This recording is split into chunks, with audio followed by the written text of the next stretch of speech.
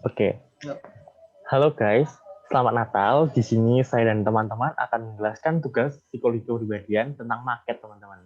Nah, tugasnya ini mengenai teorinya Albert Bandura, yang bagian social learning teori atau dari belajar sosial, kalau teman-teman tahu. Nah, penjelasannya itu mungkin kita sedikit mengulik biografinya Albert Bandura, teman-teman. Nah, social learning teori ini dikembangkan sama Albert Bandura. Nah, Albert Bandura itu siapa sih? Dia itu seorang psikolog kelahiran dari Mundare, Kanada, tahun 4 Desember tahun 1925. Nah, Bandura ini juga menerima gelar sarjana muda di bidang psikologi dari University of British of Columbia pada tahun 1949 dan meraih gelar PhD-nya tahun 1952 di Universitas Iowa, teman-teman. Nah, pada tahun 1953, ia mulai mengajar di Universitas Stanford. Next akan dijelaskan oleh teman saya. Oh iya, sebelumnya perkenalkan juga nama saya Albert dan perkenalan juga ada tiga orang lainnya teman saya. Bisa diperkenalkan juga, teman-teman? Ya, saya Pausinus Felix. Saya Alfred Dimantara. Saya Leandro Alexis. Nah, selanjutnya Oke. saya akan menjelaskan dalam teori social learning ini terdapat teori observational learning. Nah, observational learning itu apa sih? Observational learning merupakan proses kognitif yang melibatkan sejumlah atribut seperti bahasa, moralitas, pemikiran, dan pengaturan diri dari perilaku seseorang. Nah, maksudnya itu individu tidak hanya meniru perilaku dari orang lain, namun juga mengobservasi lingkungan yang ada. Selanjutnya akan dijelaskan oleh teman saya. Ya, jadi teori observational learning ini mempunyai 4 tahap. Yang pertama adalah perhatian. Nah, dalam tahap perhatian, individu itu memperhatikan model yang menarik, berhasil, atraktif, dan populer. Nah, melalui memperhatikan model ini, individu dapat meniru bagaimana cara berpikir dan bertindak orang lain, serta penampilan model di hadapan orang lain. Yang kedua adalah retensi. Dalam tahap retensi, apabila individu telah memperoleh perhatian dari individu lainnya, contohnya adalah guru memodelkan perilaku yang akan ditiru oleh peserta didik dan memberi kesempatan kepada peserta didik untuk mempraktekannya atau mengulangi model yang ditampilkan. Selanjutnya yaitu yang ketiga ialah reproduksi. Nah, dalam tahap reproduksi ini, peserta didik itu mencoba menyesuaikan diri dengan perilaku model. Nah, maksudnya apa sih? Nah, nanti akan saya berikan contoh atau permisalan nih. Nah, setelah murid menerima materi atau pembelajaran dari pengajar, lalu perlahan mulai menyesuaikan dan mempraktekkan hal yang sama seperti yang dicontohkan. Jadi secara tidak langsung itu, ketika pengajar sudah memberikan materi-materi kepada murid, nah maka dari situ murid itu perlahan-lahan itu akan menyesuaikan dan mempraktekkan apa yang sudah diajarkan oleh pengajar tersebut. Itu adalah reproduksi. Lalu yang keempat ialah motivasional. Nah, dalam tahap motivasional ini, individu itu akan menirukan model yang diberikan untuk memperoleh penguatan.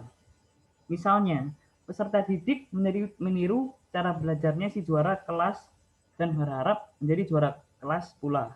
Nah, jadi peserta didik di sini itu diibaratkan mereka itu mengikuti teknik-teknik belajar yang dimiliki oleh si juara kelas dan berharap mereka bisa distimuli untuk berpikir untuk bisa menjadi juara kelas selanjutnya. Nah, tahap motivasional dari belajar melalui pengamatan di 23 dalam kelas umumnya disebabkan oleh pujian-pujian yang diberikan oleh guru. Karena peserta didik itu mampu menyesuaikan diri dengan model yang disampaikan oleh pengajar. Nah, selanjutnya kita akan melihat market yang kelompok kami buat.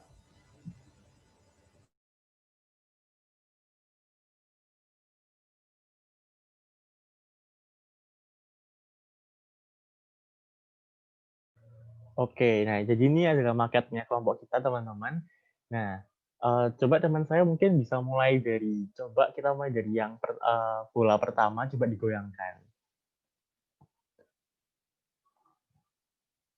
Nah, itu bisa dilihat pelan-pelan bola ketiga itu akan, dari teori resonansi ini kita akan melihat bahwa bola ketiga tuh pelan-pelan akan bergoyang ya teman-teman. Nah, itu mungkin gerakannya kecil dikit. Nah, tapi sebenarnya itu kalau misalnya kita dilakukan dengan lebih baik, itu bola ketiga akan bergerak juga mengikuti pelan-pelan mengikuti bola pertama. Nah, mungkin bola pertama bisa diberhentikan. Oke, kita masuk ke bola kedua. Bola kedua ini harusnya mempengaruhi bola keempat. Bisa dimulai?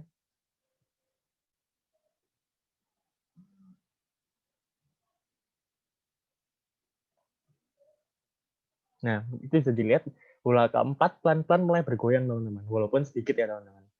Nah, kayak gitu. Nah, kaitannya itu kan dijelaskan oleh teman saya.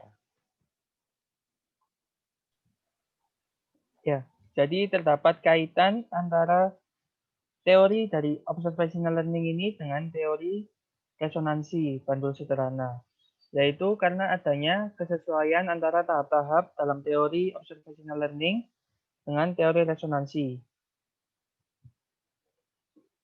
Lalu, seperti yang tadi dilihat, pada tahap perhatian itu ketika bola pertama digerakkan, itu seperti seseorang melihat atau menaruh perhatian kepada sesuatu hal. Lalu pada tahap kedua retensi itu dapat dilihat bahwa bola mulai bergerak secara perlahan. Nah, hal ini disebabkan karena orang itu telah menaruh perhatiannya, lalu dia ingin untuk mencoba melakukan hal yang sama seperti yang dia observasi. Selanjutnya akan dijelaskan oleh teman saya. Nah, selanjutnya kita masuk ke tahap yang ketiga, yaitu tahap reproduksi, teman-teman. Nah, tahap reproduksi ini ketika, tadi kan dijelasin teman saya, nah, perhatian itu ketika si bola itu mulai bergoyang. Bola pertama nih goyang nih. Nah, bola yang ketiga atau bola yang di seberangnya itu yang sejajar, itu mulai mendapatkan resonansi yang sama, sehingga mulai bergoyang. Nah, lalu yang diretensi itu, dia itu mulai mulai fokus ya, mulai goyangannya mulai pelan-pelan mengikutin, mulai bergoyang pelan-pelan. Nah, terus yang ketiga tuh, nah yang ketiga ini kan reproduksi tadi. Nah, yang reproduksi ini ketika si bola ketiga atau bola kedua dengan bola keempat, nah itu bola pertama digoyangkan, lalu bola ketiga itu pelan-pelan akan mengikuti. Reproduksi ini bola ketiga pelan-pelan akan mengikuti sampai gerakannya sama.